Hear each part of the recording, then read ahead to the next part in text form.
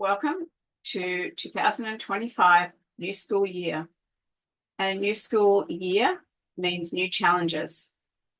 So whether your child is ready for school, whether they're excited about going to school, or whether they're anxious and nervous about it, one thing is really for certain, that their success at school and in general depends on how well they can adapt to the new situations. And so after talking to some parents about what is going on for them and their children going back to school this year, there's really 5 things that stood out. And so I've put those here and I've broken them down, and hopefully these can help you navigate the system to get your child back to school with the least amount of anxiety. The first one that came up was the academic readiness and the learning gap. Is their child ready to go back to school? If they were lagging behind in the last year, have they been able to pick that up, and will they be able to pick that up? So there's some of the challenges that parents of children have got. That's one of their main things, and especially in the core subjects of numeracy and literacy. And again, those particular topics are very prevalent really in Australia, given that Australia has a lower than expected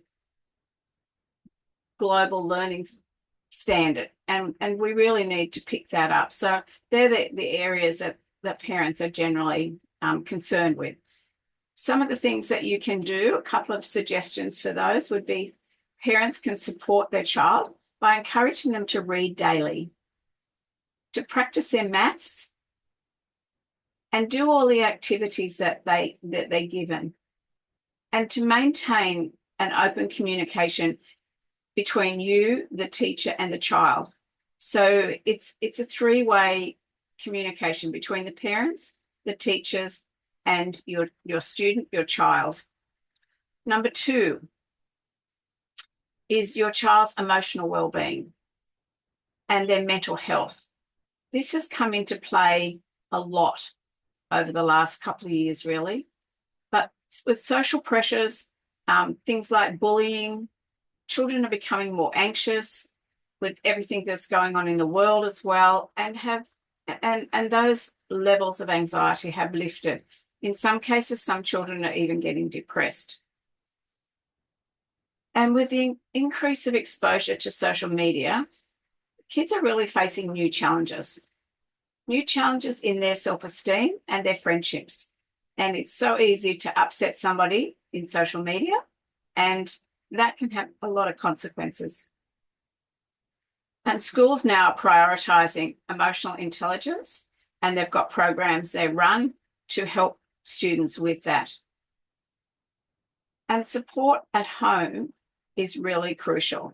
So take a couple of minutes to just tune in to your child and see how they're going, what's happened, and how their day's been.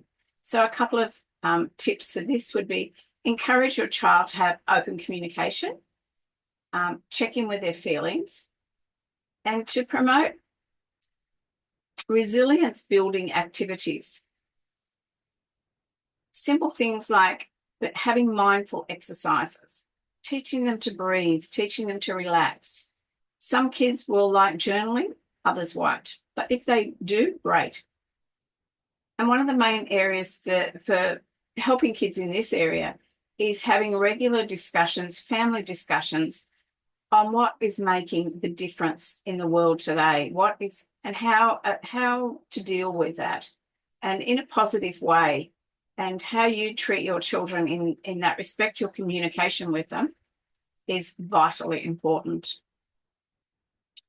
Number 3, and this is a big concern for a lot of parents, technology and screen time management. So how much screen time is enough and how much is too much? We can't avoid the digital age. We can't avoid the tsunami of AI and everything else that's coming behind it. So we have to learn to manage it, and you have to learn how to manage it with your child so that they have balance. And excessive screen time is not good for your child for lots of reasons. And one of those is even their eyesight and their sleep. And it also, if they have too much stimulation, it affects their focus. So you want to balance that. They have to do their schoolwork. They can't avoid that. And it's going to get even more so with using the technology. So a couple of tips for this would be to approach it and have a balance, have a communication with your child and have balance between online and offline activities. Set designated screen time, allow them to have however much, depending on their age and what they're watching and what they're doing, but make sure it's appropriate. And lighting is another big thing that they need to have enough light because if they use their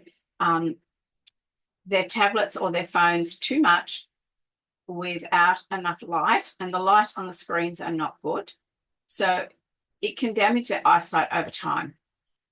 Also encourage some hands-on learning, like doing some book stuff, doing puzzles, doing colouring in, doing some hand-eye coordination, and playing outdoors.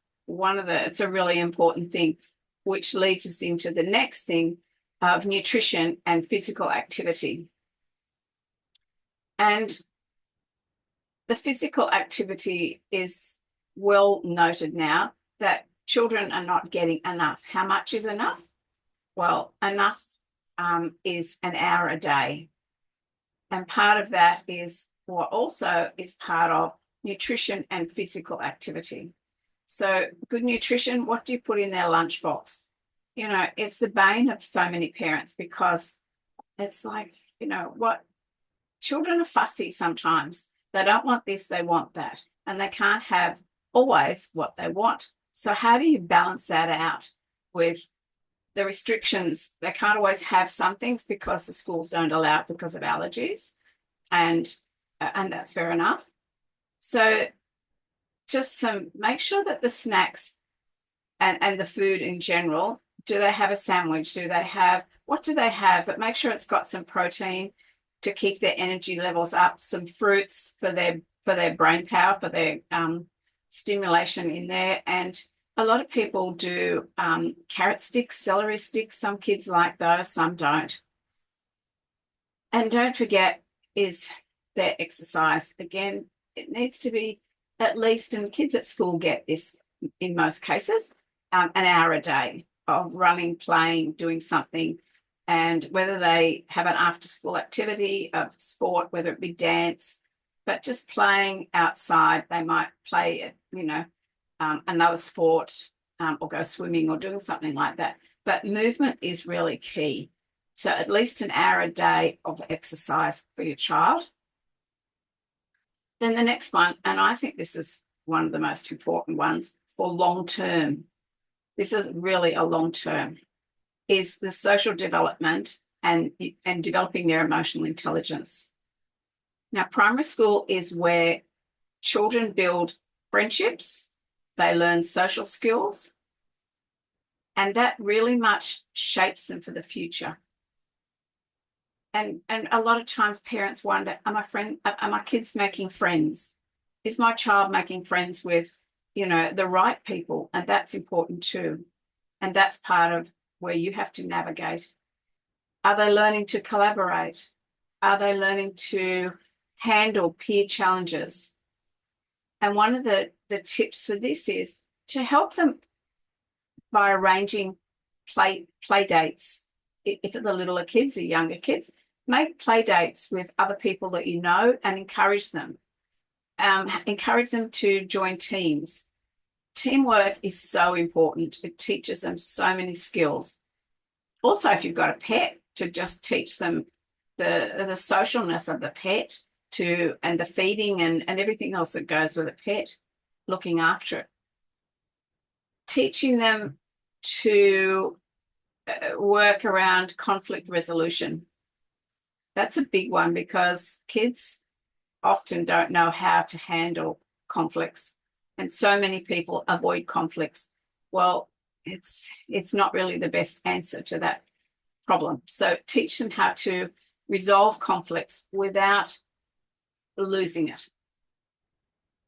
Building strong social skills.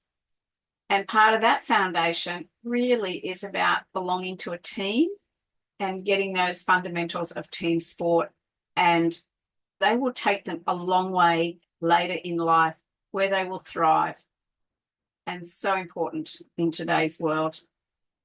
Social interaction is so important. So they're my 5 tips of what is bothering most parents, or all the ones that I've spoken to. They're the 5 main ones. And as the school begins, the year begins, every child's journey is unique. Whether they need some academic support, some teaching them emotional resilience, practicing healthy eating habits, or encouraging them to have social development and social interaction. The role of you as a parent is really vital. So stay engaged with them, ask them questions, create an environment where they feel safe to ask questions, and don't judge. It's really important that they be allowed to answer without judgment. You can redirect, and sometimes that takes a little bit longer as a parent to do that, but it's really important.